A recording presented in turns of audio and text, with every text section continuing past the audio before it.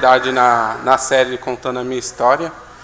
Eu vou contar um pouquinho da minha história, um pouquinho da parte da minha infância e um pouco dessa parte atual da minha vida, né? Na minha infância, tive muitos baixos, não altos, né? Eu digo que eu seria uma pessoa que teria tudo para dar errado na vida, né?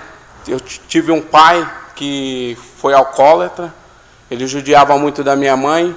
Aos 4 meses de idade, minha mãe relata que meu pai, ele era palhaço de circo e fazia aquele fogaréu, né? Pela boca. E ele foi fazer isso dentro de casa. Foi aonde teve um incêndio em casa e as pessoas, os vizinhos foram até a residência para ajudar, até o corpo de bombeiros chegar. O meu irmão tinha mais ou menos 1 ano e 8 meses, 1 ano e 7 meses, estava dentro da casa. E os vizinhos que conseguiram tirar, né? Apagando esse fogo. Então, o início, né? Lá atrás, como diz a palavra de Deus, Deus ele fala que Ele escolhe a gente antes mesmo de formar no ventre da nossa mãe. Então, eu creio que eu fui escolhido por Deus para estar aqui, neste momento, falando um pouco da minha história, para que não seja para mim vangloriar, e sim para a glória e honra do Senhor. Deus, Ele tem mudado a minha história, tem transformado a minha vida. Aos meus 7 anos de idade, eu perdi a minha avó, a qual eu morava aqui na antiga 39, para quem conhece o Parque São Rafael, né? Eu morava aqui na antiga 39 e aos 7 anos de idade eu perdi a minha avó, né? Dando seguimento e tal. E ao perder a minha avó, depois dali, a nossa vida começou a mudar de uma maneira muito para baixo. Porque a minha casa, minha mãe saía para trabalhar e lá na minha casa, aqui na antiga 39, entravam as pessoas para usar drogas, né? Usar crack, maconha, cocaína. E eu era tudo pequeno, eu e meus irmãos, tudo pequeno, né?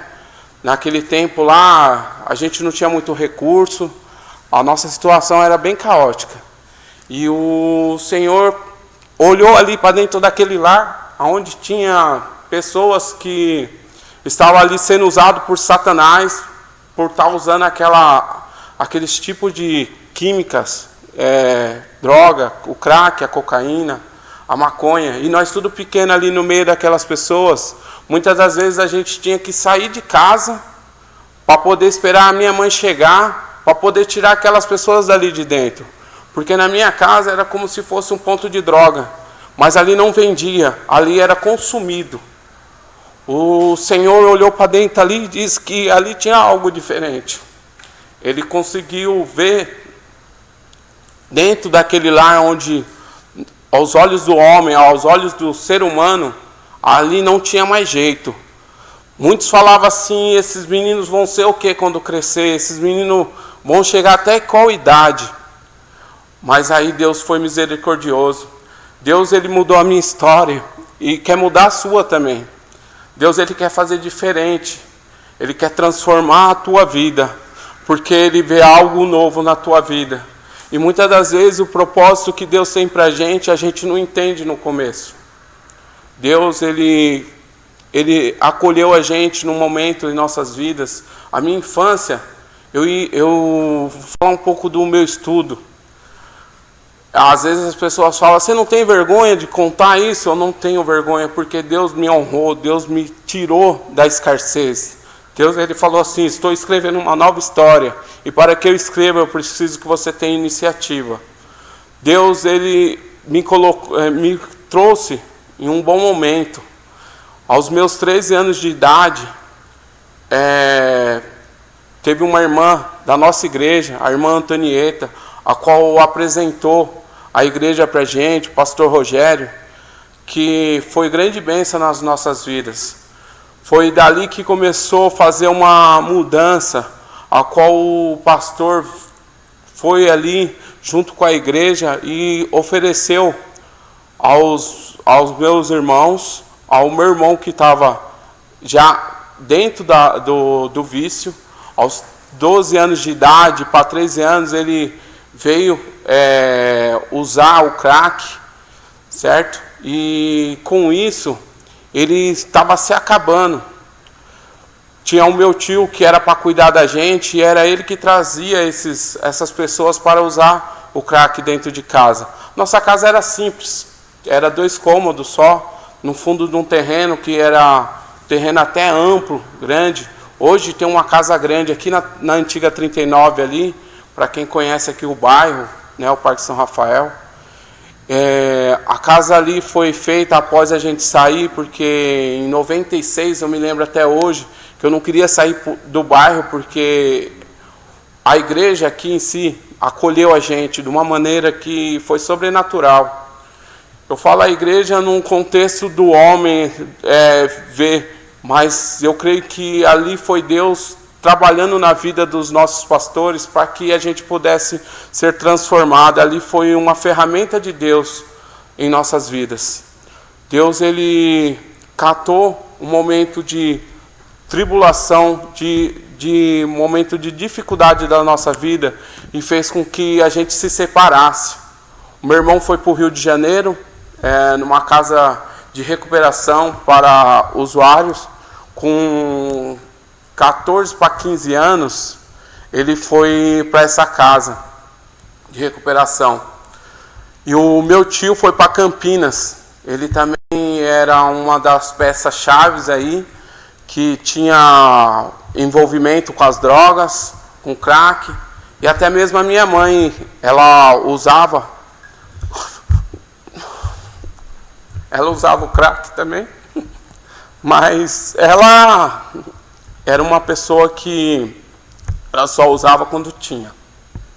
Quando estava na mesa, quando Satanás servia. Mas quando não tinha, o Senhor não deixava que ela usava.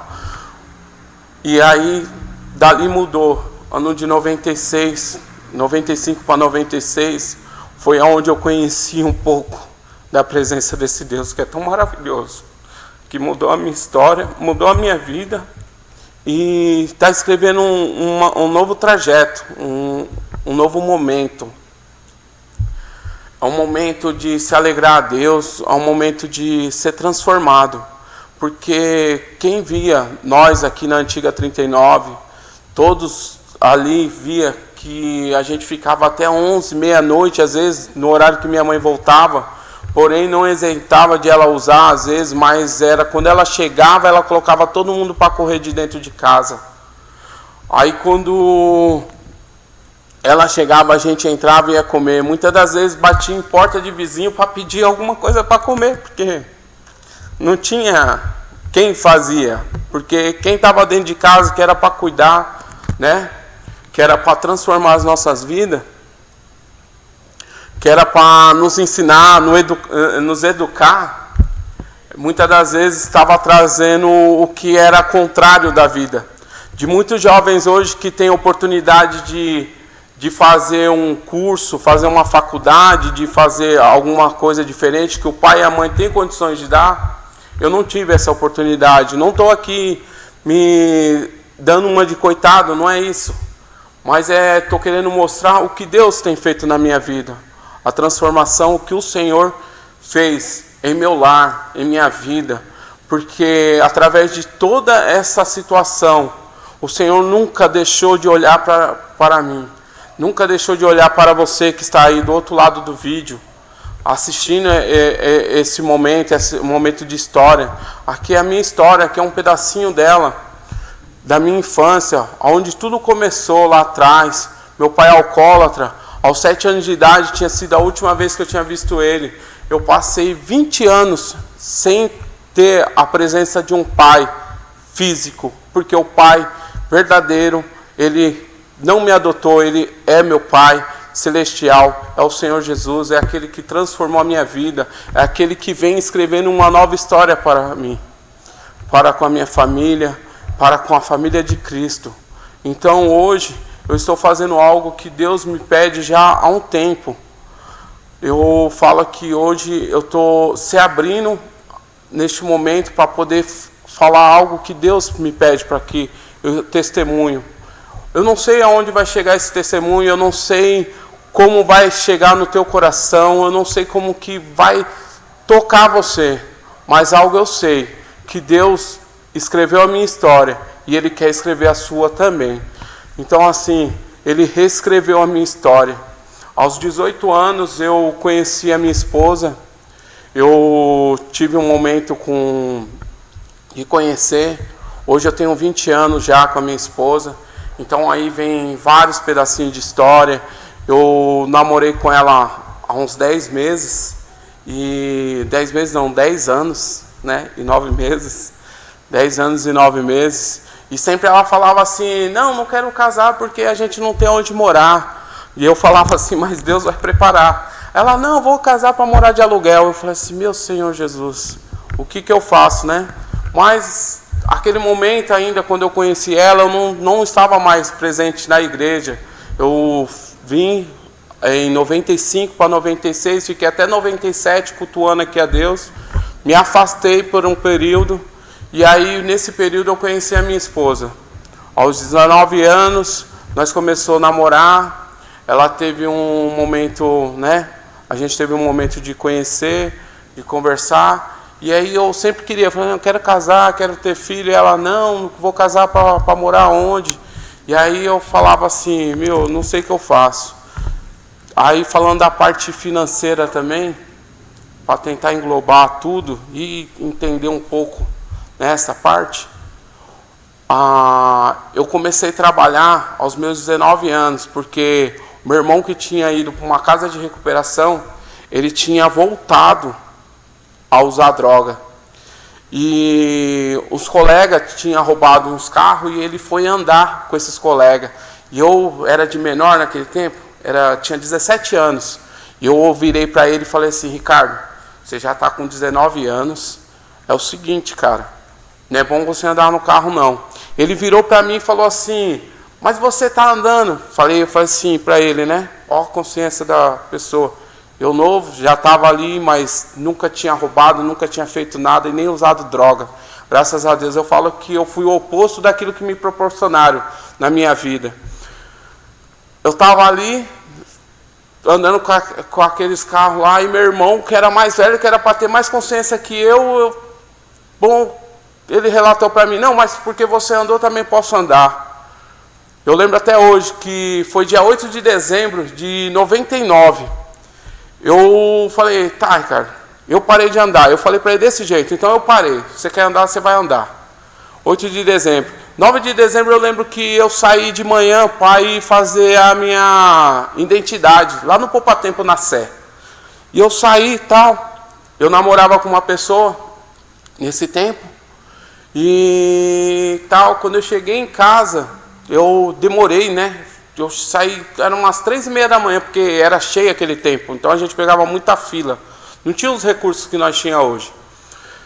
E eu peguei e falei assim, não, vou tirar minha identidade. Fui até o Poupa Tempo, eu já era quase, né? Ali estava 17, eu fui com a minha mãe. Não, fui sozinho nesse dia. Aí eu fui para fazer o documento. Eu não consegui fazer o documento, né? Porque eu era de menor. E quando eu voltei para casa, já era tarde, já era quase 4 horas da tarde. Eu cheguei em casa, eu tinha uma namorada, ela pegou e falou assim, Roger, não fica nervoso. Eu falei, mas nervoso por quê? Aí ela falou assim, não fica nervoso porque o negócio está tenso. Aí eu falei assim, o que aconteceu? Conta para mim que eu estou ficando mais nervoso com você do que você está me falando para mim não ficar nervoso do que com o que está acontecendo. Eu não sei o que está acontecendo. Ela falou assim, Roger, a polícia veio até a sua casa, ela achou droga, meu irmão guardava droga na cama, as camas eram de ferro, eles viraram lá, acharam as drogas, aí colocaram as drogas, levaram minha mãe, meu irmão mais novo, que não tinha nada a ver também, ele é um também que, graças a Deus, a gente nunca se envolveu nem com a cocaína, nem com crack e nem com a maconha. A gente, eu procuro falar assim que Deus, Ele nos guardou, porque a gente numa idade que eu tinha ali, naquela juventude, naquele ambiente que proporcionava para a gente tantas coisas ruins ali, eu falo que Deus me guardou porque Ele não deixou que eu me envolvesse profundamente dentro daquela situação. Como profundamente? Usufruindo de que Satanás colocasse em nossa mesa. Porque ali não tinha frutos do Senhor. Porque Deus ele não se agrada com esse tipo de coisa. E hoje eu vejo tantos jovens, né, em bares e tal, e alguns amigos falam assim, pô, você não toma nenhuma cerveja? Fala assim, não. Eu já tomei assim uma vez ou outra, antes, né, de voltar para Cristo. Tomava em finais de semana, mas não para cair nem nada. Mas sabia que aquilo não era para mim. E o dia que realmente o Senhor me chamou, foi quando o meu irmão mais novo, ele bateu o carro, de frente com um caminhão, e ele quase, né, para quem olhava o carro assim, a batida, a colisão, falava assim, meu Deus, esse morreu. Mas Deus ele foi misericordioso e não deixou. Voltando à parte da delegacia, quando eu cheguei em casa lá, eu cheguei e vi a casa toda revirada, toda de ponta cabeça. Eu falei, e a única pessoa que tinha da minha família lá era meu sobrinho, que tinha 9 meses de idade, que é o filho do meu irmão. Ele tinha 9 meses de idade. Eu olhei para um lado, olhei para o outro. Eu naquele tempo eu não trabalhava, né? Eu era meio... só ficava na rua, gostava muito de empinar pipa, gostava muito de fazer bagunça, tanto é que na parte da educação que eu ia falar aqui, acabei cortando. A educação minha eu estudei aqui no André Nunes, né? Eu estudei primeira e segunda série ali.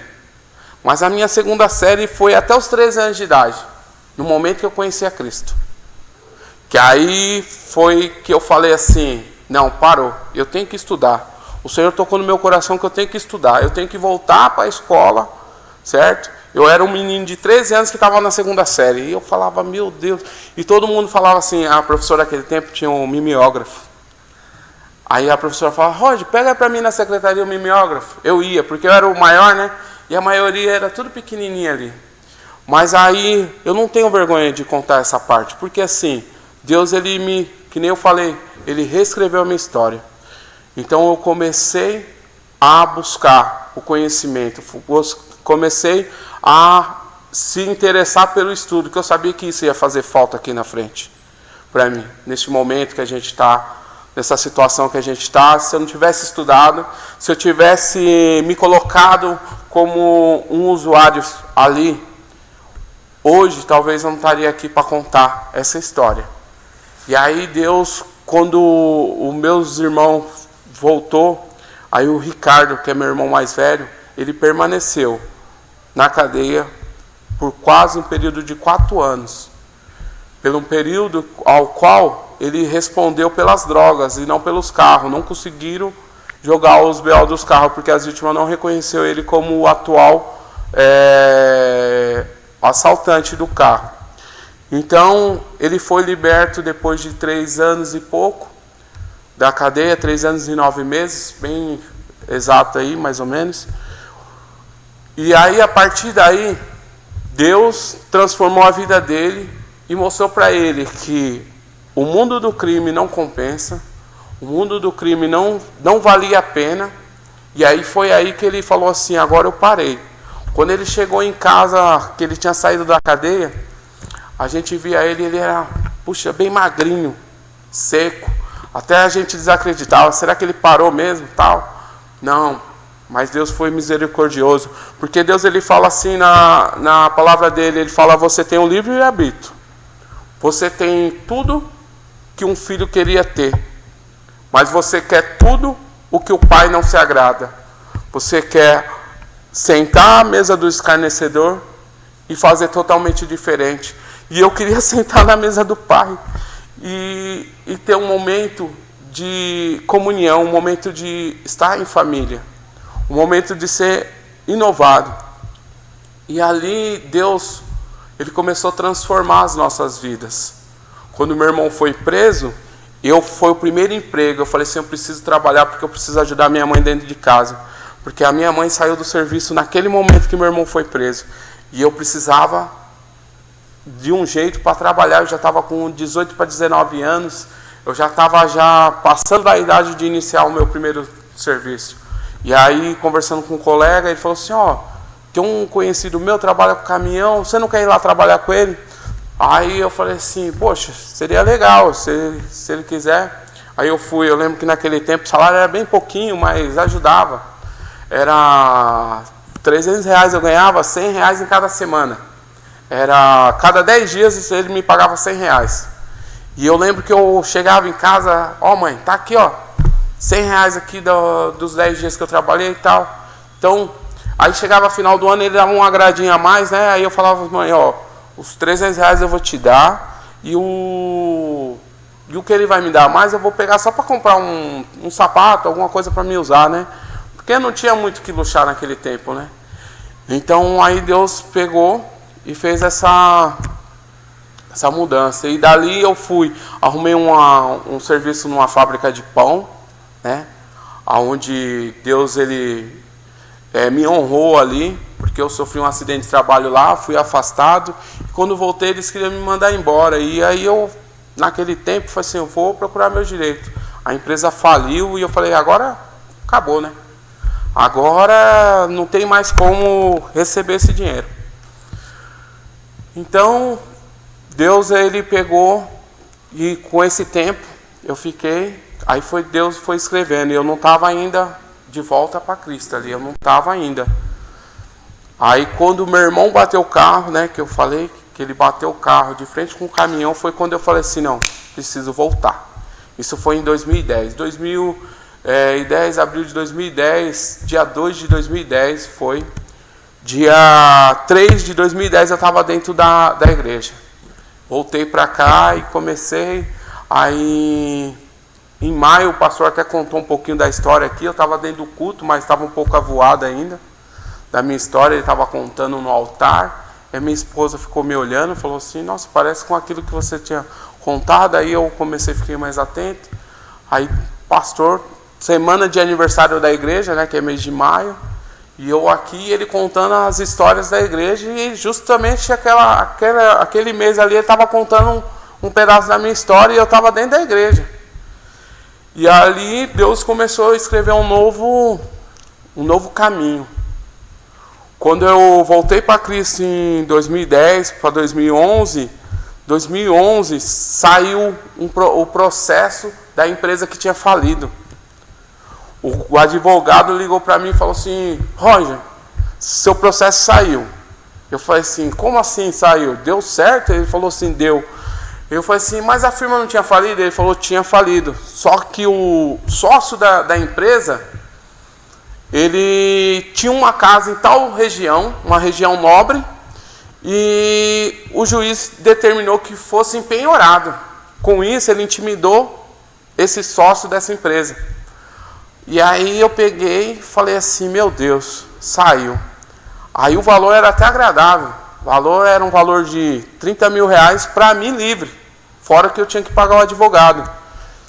O advogado saiu livre. Eu sei que eu recebi 30 mil. E aí eu lembro que no tempo o advogado falou assim para mim assim, Roger, só que eles querem pagar em 10 vezes. E aí eu peguei e falei para ele assim, é favorável essas 10 vezes? Ele falou assim, agora porque ele já foi intimado. Se eles não cumprem com o acordo, aí o juiz empenhar a casa deles e aí não tem choro. Eles vão vender a casa, vão devolver o que é deles e pagar o que é seu. Aí eu falei assim, então tá bom, então faz. Isso foi 2011. Deus reescrevendo a minha história. Aí 2011, já estava 9 anos e pouquinho com a minha esposa namorando, né? Aí eu peguei e falei para ela assim, ó, nós estamos em mês de maio. Você quer casar comigo? Falei com ela, né? Você quer casar comigo? Aí ela pegou e falou assim, eu quero, mas assim, onde a gente vai morar? Eu falei, meu Deus, e agora? Em 2009 eu tinha comprado um terreno, voltando um pouquinho. Em 2009 eu tinha comprado um terreno num lugar era invadido. Eu ainda não estava na igreja, né? Eu voltei em 2010. Aí eu tinha comprado esse terreno e aí eu perdi bem esse terreno, entre aspas, né? porque desmoronou umas terras atrás dessa rua onde eu tinha comprado esse terreno e eu só estava com a garagem lá. E aí veio a falecer 2 moradores da onde desmoronou essa terra. E aí a Defesa Civil foi no local, tudo tal. Aí como eu não estava na igreja ainda, eu cheguei lá, meu irmão falou assim, Rod, desce que os caras não querem assinar o documento para você ter direito ao apartamento. Eu falei assim, como assim não? Mas eu já gastei tanto naquele terreno lá, só aquela garagem lá eu já gastei acho que 13 mil reais. Aí eu ficava coçando a cabeça, falei assim, agora eu desci. Nessa que eu desci, eu tinha bastante conhecido, né? E o pessoal já estava sabendo que o meu irmão já tinha contado para eles que o cara não queria dar. Quando eu cheguei, que chegou um assim, e aí, Roger, vai resolver ou não vai? Como que vai? O rapaz da Defesa Civil pegou e falou assim, vou assinar aqui, ó. Qual que é o número lá? Eu falei, Rua do Lírio Branco, número 74A. E aí ele assinou. Aí eu falei assim, agora você pode, né, fazer o que você quiser lá, vocês podem fazer, né? Porque eu já tinha gastado dinheiro lá, já tinha feito já uma parte da casa que a gente queria, né? Que a gente estava sonhando construir, só que a Luciana, minha esposa, ela não queria morar lá de jeito nenhum. Ela falava assim, ó, eu não vou morar lá. E eu não vou subir aquele morro para morar lá, não. Deus o livre. Ela falava desse jeito. Eu falei, meu Deus, e agora?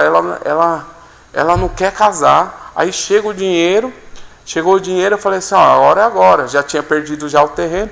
Vamos casar? Ela falou, vou morar onde? Eu falei, não sei, a gente paga um aluguel aí, pelo menos, até sair o apartamento, porque com aquele documento que o agente da Defesa Civil me deu, eu tinha direito ao apartamento. Quando ia sair, a gente não sabia.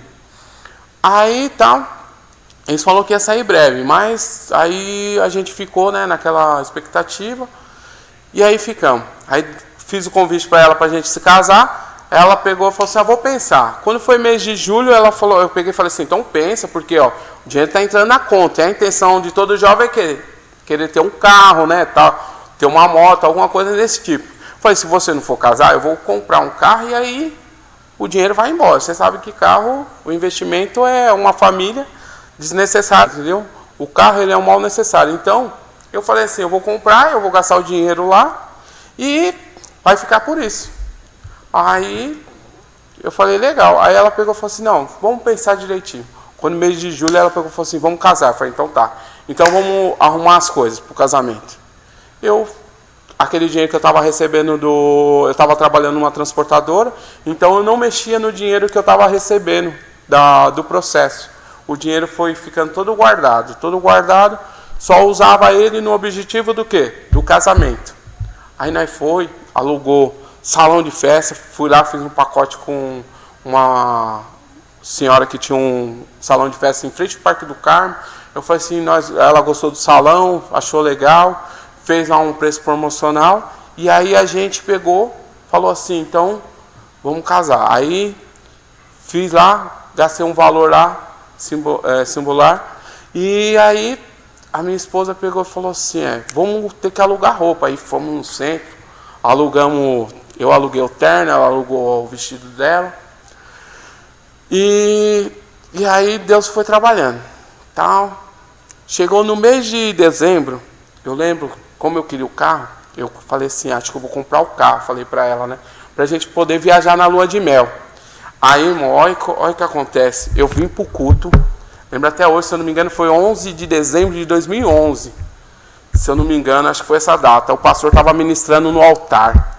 Aí eu lembro que ele falou assim, ó, aquela semana, eu passei a semana todinha procurando carro. Eu lembro que o pastor falou assim, ó, você aí, que está pensando em comprar carro, que está pensando em entrar em financiamento, Deus manda dizer que não é o momento não, viu? Você vai entrar numa dívida ao qual não vai suprir as suas necessidades. E eu falei, meu Deus. Aí eu peguei e falei, parei. Olhei para a cara da minha esposa e falei assim, não é para ser.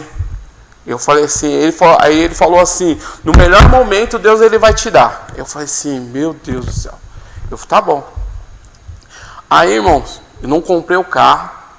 Aí o que aconteceu? Passou, né, virada de ano, 2012, casei. Presente de aniversário. É até engraçado que o Rafa falou do presente de aniversário. A Desirê também comentou sobre o presente de aniversário também. E eu também vejo como presente de aniversário. porque eu faço aniversário dia 8 de março, dia 17 eu casei. Dia 17 eu casei, irmãos, como a minha esposa sempre profetizava, ela falava assim, eu não vou casar para morar de aluguel. Irmãos, quando foi na semana seguinte, dia 22, quem liga? A CDHU, dizendo assim, olha, o apartamento de vocês saiu, certo? E vocês só precisam vir buscar a chave tal dia aqui, em tal lugar. Era lá no céu, era lá na Sapopemba. Eu esqueci o nome do céu agora. Aí tinha que ir lá para escolher o apartamento, para buscar a chave. Aí eu falei assim, não, só pode ser o trabalhar de Deus. Porque um rapaz que não tinha dinheiro nem para pagar o aluguel direito. Aí Deus, ele fala assim, não, vai, confia, né? Porque eu que sou no controle de tudo. É eu que estou escrevendo a tua história. Não é nenhum homem. A partir do momento que você confia em Deus, é Ele que transforma. É Ele que faz a diferença. É Ele que vai mudar aquilo que você menos espera. Então você pede algo pequeno e Deus faz com algo grande. Porque o que Ele tem para você é grande. O que Deus tem propósito para a tua vida não é coisas pequenas, são coisas grandes. E aí na semana seguinte o Senhor nos presenteou, após o nosso casamento, nos presenteou com um apartamento, irmãos. E aí o apartamento, nós fomos buscar a chave, feliz da vida. Aí eu peguei e falei para minha esposa, já que Deus deu a chave, o pai dela tinha um cômodo em cima, né, da casa dele. Eu falei assim, a gente não pode ficar um mês aqui? Porque ainda eu casei, eu paguei o salão de festa, eu fiz o meu casamento.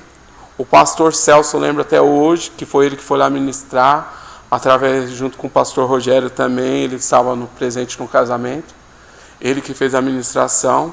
A gente, graças a Deus, em questão de administração, a gente não precisou pagar nada. O pastor se disponibilizou, encaminhou alguém para poder fazer a nossa cerimônia.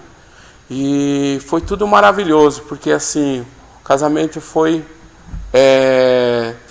mais do que a gente esperava, entendeu? Mais do que a gente esperava. Então eu casei, saiu o apartamento, concluindo assim, ó, Deus, ele transformou a minha vida de uma maneira que aquele menino que não tinha condições de vida, condições financeiras, condições de estar no meio da sociedade em requisito de bem-estar financeiro, hoje Deus, ele me deu o apartamento. E aí ele pegou e fez mais ainda. Eu no ano de 2012, 13, 2015, fui presenteado com uma maior herança que Deus poderia me presentear, que é o meu filho. Porque iniciou 2012 uma construção de uma família. Em 2015, o meu filho veio a nascer. E aí em 2015 mesmo, olha como foi engraçado. Eu falei, poxa, descobri que a mulher estava grávida, 3 meses de gestação. Aí eu falei para ela, Lu, não dá mais para andar de moto, né? A gente vai ficar andando de moto, o risco da gente cair, Deus o livre, você bater e nós perder nosso pequeno. Deus quer que a gente cuida, que a gente zela, né? Que a gente educa, que a gente ensina o caminho certo, né? Assim como diz em Isaías, né? Ensinar os pequenininhos ao caminho ao qual se deve andar. E aí eu peguei, falei assim, eu vou comprar um carro.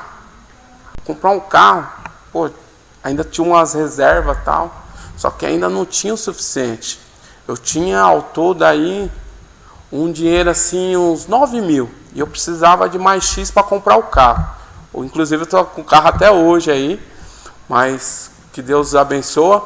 E assim, quando eu falei que ia comprar o carro, meu irmão falou assim, o mais novo, falou, Roger, não entra no financiamento não.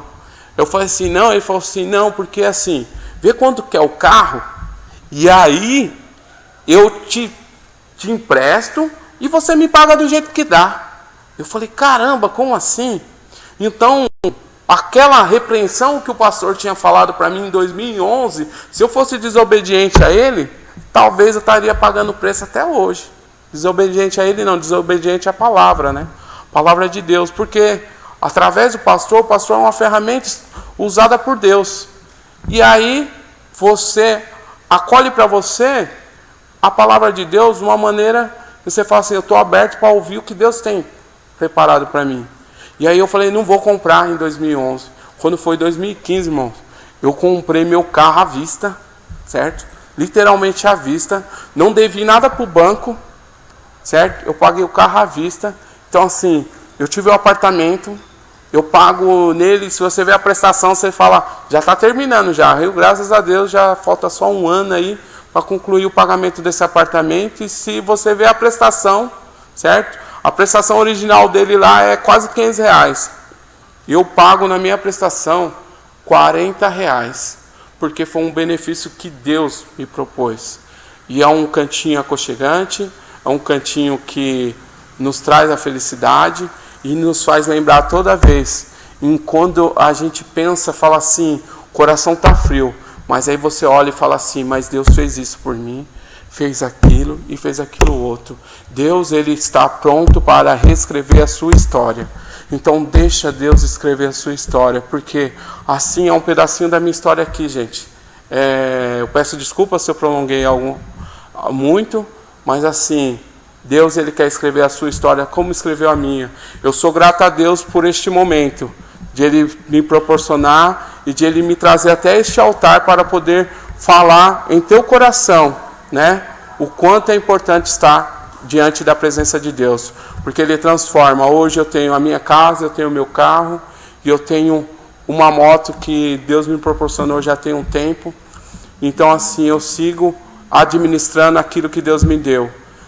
Muitas das vezes é difícil, né, a gente fazer a administração, mas Deus, ele nos ensina, ele nos capacita. Então não tema a Deus em dar, doa ao Senhor aquele teu coração nobre, generoso, né? Então que Deus te abençoe e que essa palavra possa, que esse testemunho possa tocar o teu coração de alguma maneira e que a gente possa vir, né? Vou orar agora para finalizar, agradecendo a Deus por este momento. Senhor Deus, Pai querido, Pai amado, eu sou grato a Ti, Senhor, por tudo que o Senhor me fez, por tudo que o Senhor tem feito em nossas vidas, em Tua igreja, Senhor, o acolhimento que o Senhor nos deu, Pai, a transformação de vida que o Senhor nos concedeu. Pai querido, Pai amado, Senhor, muito obrigado, Senhor, por este momento estar diante da Tua presença para Te glorificar. E não que seja eu, não que seja a minha aparência aqui, Senhor, mas que seja a Tua presença. Como se diz, Senhor, em Isaías 60, resplandecerei em vós a Tua luz, Senhor. Porque vem a Tua luz resplandecer em nós, porque a Tua luz é que nos ilumina nessa terra, é que faz a gente pisar e esclarecer aonde a gente vai prosperar, Pai. Obrigado, Deus, por este momento. Obrigado, Senhor, por estar aqui na Tua presença. Amém.